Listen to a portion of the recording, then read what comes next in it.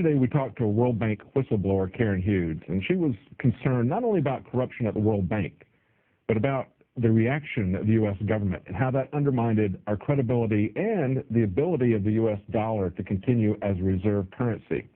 And remember that just a couple of months ago, there was a very good article called "Is the Dollar Dying?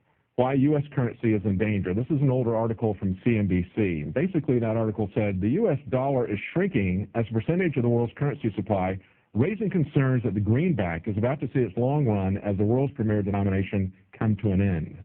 Generally speaking, it is not believed by the vast majority that the American dollar will be overthrown, said Dick Bowe, Vice President of Equity Research at Rafferty Capital Markets.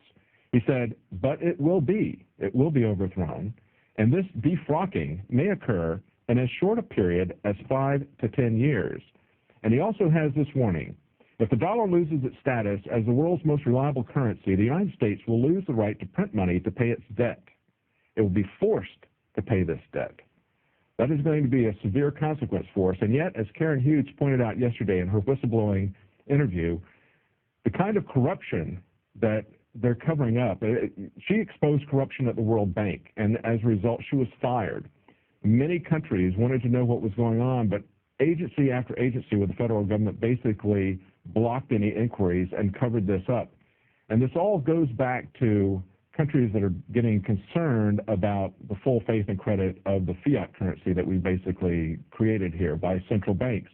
And as she pointed out, it's privately owned central banks who are organizing and changing us into debt slaves through incurring sovereign debt.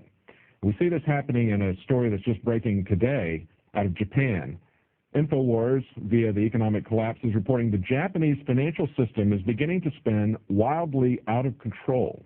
The financial system of the third largest economy on the planet is starting to come apart at the seams, and the ripple effects are going to be felt all over the globe.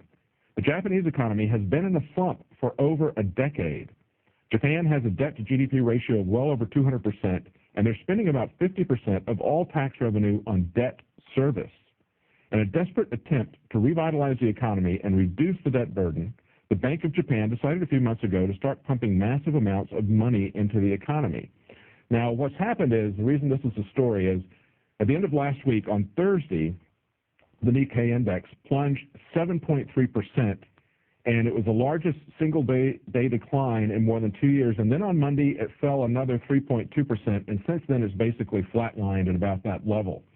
So a lot of people are very concerned about this. You know, Keynesian economics of printing money and creating debt and saying that debt that we owe to ourselves really doesn't matter, I mean, that is obviously to everybody one of the biggest lies that was ever told. That is the essence of Keynesian economics.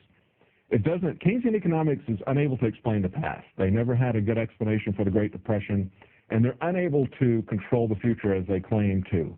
But what it does do is it provides a rationale for the private central banks to enslave all the world into a mountain of debt that they have created.